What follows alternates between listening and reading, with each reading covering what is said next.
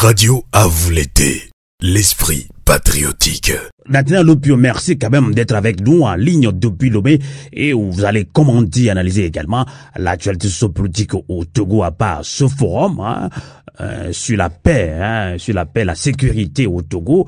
Vous n'êtes pas d'accord avec ça parce que vous avez là vous lancez également un appel à tous les panafricains de s'imprégner encore de l'histoire politique togolaise. Alors, au lendemain de la publication du rapport de la Cour des comptes sur les manquements graves de la gestion du fonds Covid-19, le gouvernement et l'Assemblée nationale ont rejeté en bloc toutes les accusations et malversations et de détournement du fonds public. Alors maintenant, comment peut-on comprendre ou expliquer ce brusque revirement de l'exécutif et du législatif togolais? Oui, ça également, c'est un sujet qui intéresse beaucoup les Togolais. Il y a quelques semaines, l'Assemblée nationale a voté la mise en place d'une commission d'enquête parlementaire pour examiner de près le rapport de la Cour des comptes. Et ce rapport, il porte sur la gestion des fonds Covid, des fonds de riposte à la pandémie Covid-19. Et ce rapport soulignait justement que les fonds n'ont pas toujours été utilisés avec la plus grande orthodoxie et que des malversations auraient été commises. Et donc, au moment où ce rapport est sorti, on a entendu des députés, et pas des moindres, à l'Assemblée nationale, les députés du pouvoir. D'ailleurs, l'Assemblée nationale est composée de gens qui sont très proches politiquement. Et les députés disaient que, en fait, il ne faut pas oublier que c'est le gouvernement lui-même qui a initié ce rapport et qui l'a rendu public. Et donc, s'il y a une transparence dans la publication du rapport, c'est la preuve que l'on n'a rien à cacher. C'était un raccourci, d'ailleurs, surprenant. Et quelques mois après, la même Assemblée nationale vote cette disposition pour la mise en place d'une commission d'enquête. Donc, il y a matière à s'interroger. Qu'est-ce qui a bien pu changer? Qu'est-ce qui a bien pu pousser les députés subitement à voter une disposition pour mener une enquête sur les malversations présumées telles que cela a été notifié dans le rapport de la Cour des comptes. Alors que je rappellerai également aux auditeurs que quelques années déjà, je crois que c'était en 2020, il y a eu un rapport de l'inspection générale des finances sur la manière dont les fonds sont utilisés dans le secteur pétrolier au Togo. Et ce rapport venait confirmer des publications qui avaient été faites par le journal L'Alternative. Ce rapport de l'inspection générale des finances confirmait donc qu'il y aurait eu un détournement, une utilisation frauduleuse des ressources de l'État à hauteur de 500 milliards de francs CFA. C'est vrai que ce rapport n'a pas été rendu public, mais ça a circulé sous les manteaux. Donc, voilà ce à quoi le régime togolais nous a habitués. Ne pas publier les rapports qui dérangent et ils sont allés plus loin des fois dans les rapports qui n'ont pas toujours été maintenus à leur état initial par des manipulations. Donc, c'est ce à quoi on nous a habitués.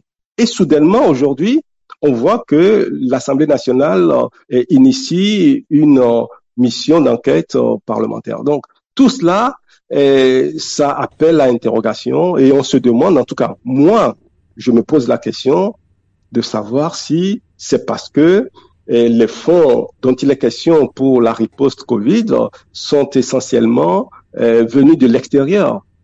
Est-ce que il y aurait eu des pressions de l'international sur le Togo pour connaître exactement la manière dont les fonds ont été utilisés? Je n'en sais rien, mais je m'interroge parce que on nous a pas habitués à une telle transparence. Tout à fait. Alors, autre affaire, c'est justement, nous sommes toujours au Togo, c'est justement la chambre du tribunal militaire mis fraîchement sur pied, qui a ouvert ses travaux depuis lundi dernier sur un dossier très sensible au Togo. C'est la grande muette. Quand on parle de l'armée, on a souvent peur. Alors, dans le box des accusés se trouve le général Félix Balo Gadanga, qui est poursuivi pour complicité d'assassinat sur le lieutenant Toussaint Bitala Madjoulba, de complicité, d'entrave au bon fonctionnement de la justice et d'atteinte à la sécurité intérieure de l'État. Alors, pour rappel, pour nos amis panafricains également, le principal accusé n'est que le beau-frère de Faure Gnassingbé, et jusqu'en décembre 2020, le général Balo Gadanga était encore le chef d'état-major des forces armées togolaises avant de tomber en disgrâce et plus tard d'être mis aux arrêts et en résidence surveillée. Alors, Nathaniel Lumbio, vous êtes un homme politique, vous êtes au Togo. Que se passe-t-il au juste dans le cercle rapproché de Faure Gnassingbé?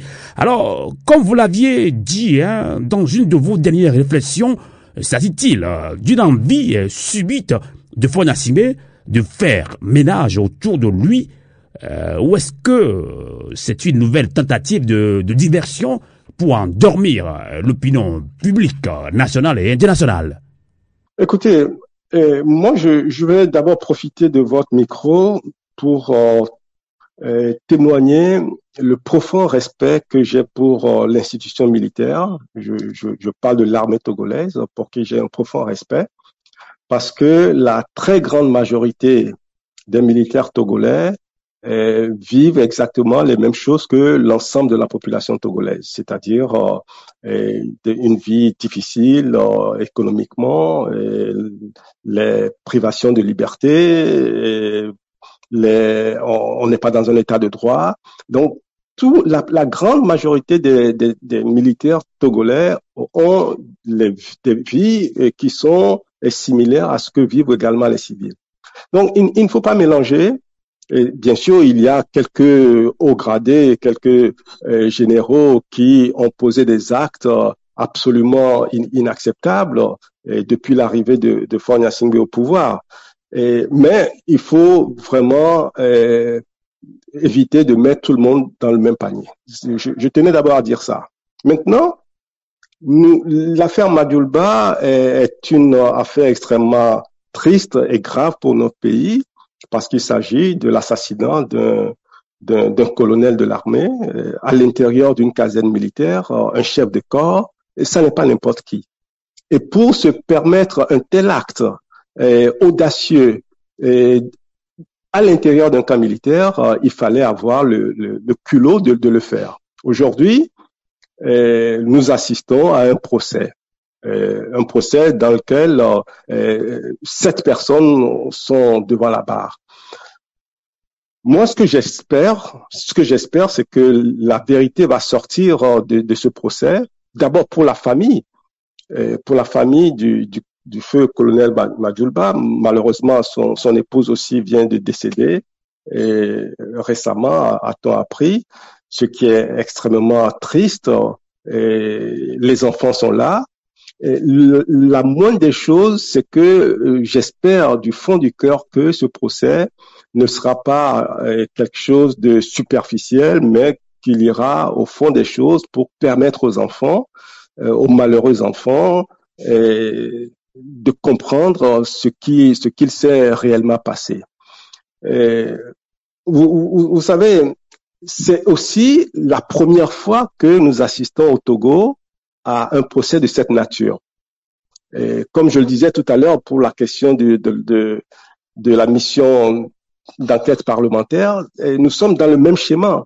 On n'a pas habitué les Togolais à voir des militaires devant la barre et surtout des militaires de ce rang-là. Et d'ailleurs, il faut rappeler au passage que la cour militaire vient d'être mise en place pour justement cette procédure. Ça n'existait pas. D'accord. Alors, donc, c'est dans ce contexte que ce procès se déroule et tout le Togo est attentif, tout le Togo est concerné.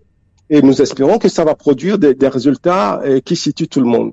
Est-ce que ce n'est pas une diversion pour endormir l'opinion publique nationale et internationale? C'est ce que vous avez aussi... Non, je pense qu'on ne peut pas le dire à l'état actuel des choses. Il faut déjà, de mon point de vue, apprécier que cela se produise. Il faut apprécier à sa juste valeur le fait que ce tribunal, cette cour ait été mise en place et que ce procès puisse se tenir. D'accord. Maintenant, on verra ce que ça va donner par la suite.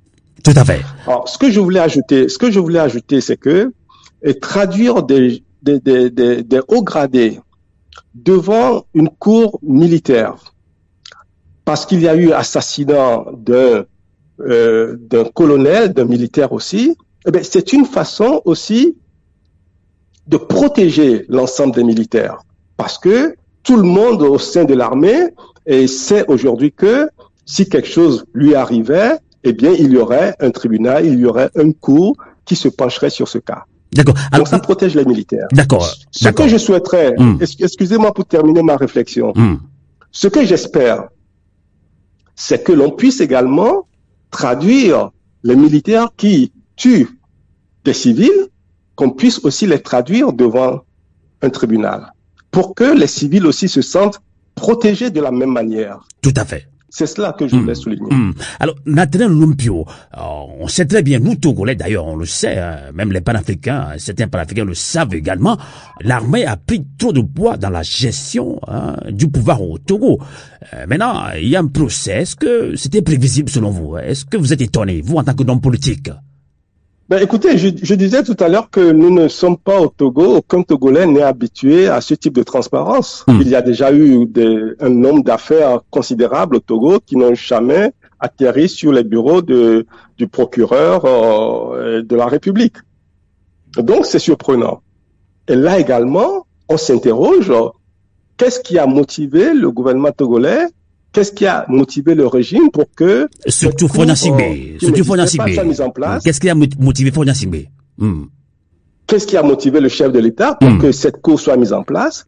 Et surtout, la première action, le premier procès que cette cour, ce tribunal traite, eh bien, c'est le procès sur l'assassinat du colonel Bitala Djouba. Donc, il y a beaucoup d'interrogations.